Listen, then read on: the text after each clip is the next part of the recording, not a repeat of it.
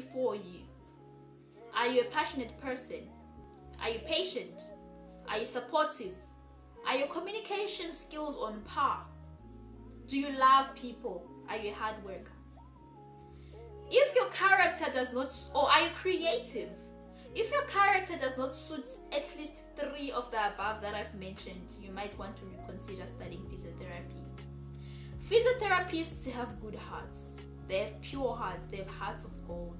We love people. We love what we do. We are passionate about our jobs.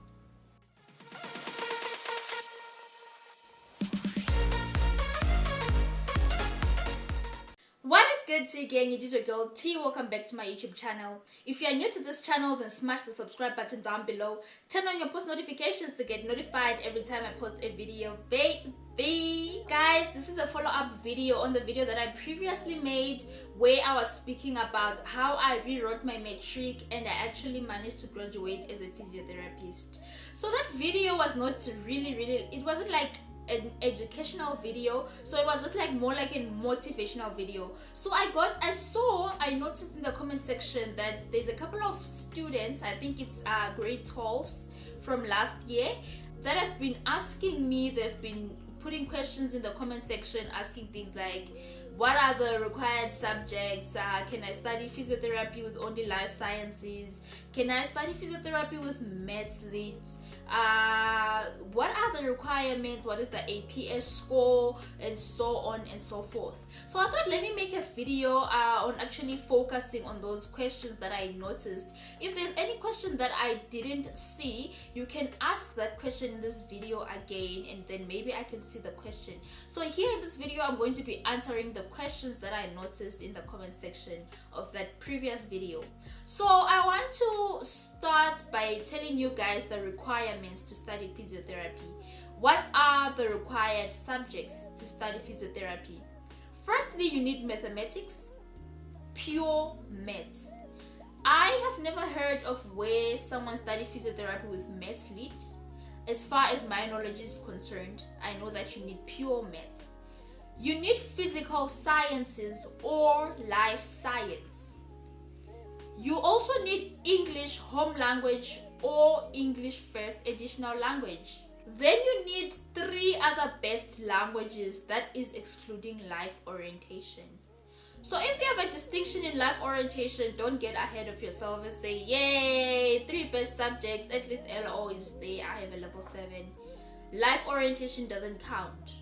So you need a subject, maybe like geography, accounting, or whatever other subjects that you were doing in high school. Computer applications technology does not count towards your APS.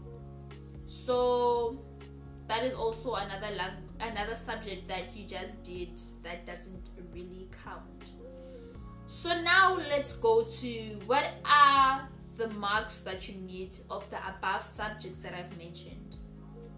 You need 50% in all the subjects that I've mentioned above. Now, this varies from university to university. I attended at Sefako Mahato Health Sciences University, where the requirements of all the above subjects I've mentioned was 50%, which is a level 4. Now, mind you, other universities are different. There are other universities like UP and VETS that require a level 5 in mathematics, physical sciences, first additional language or home language English. Their requirements is a level 5. Now, however, even though the requirements for SMU is a level 4, there are so many people who apply for physiotherapy, and there are so many people who want to study this course who actually have more marks than a level 4. Keep that in mind when you're trying to upgrade. Maybe you're upgrading now, maybe you are in matric now and you're watching this video. Keep that in mind that there are many people who want to study physiotherapy who have level 6.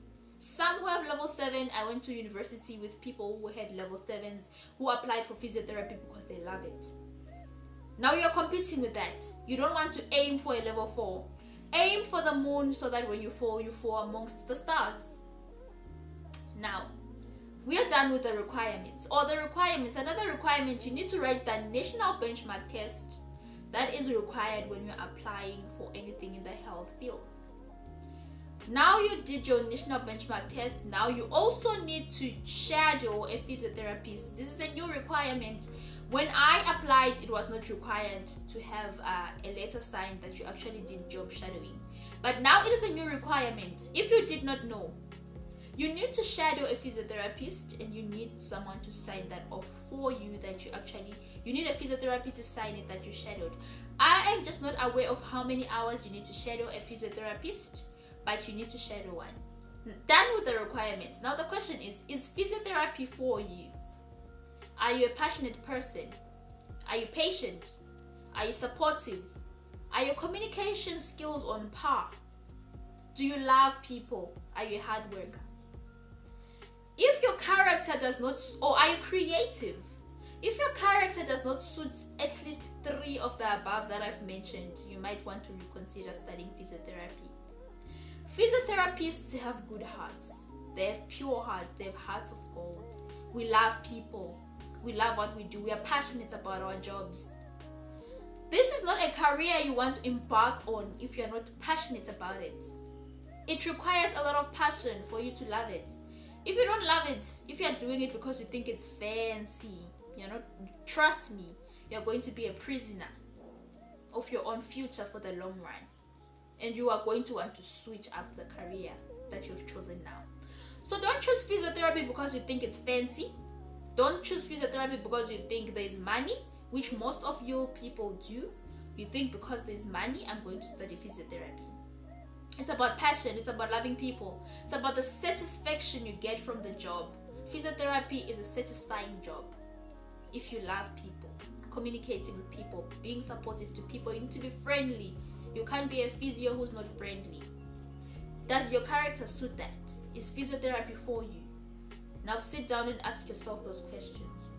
So now, after you've asked yourself, is physiotherapy for you? Why should you study physiotherapy? Another question, why?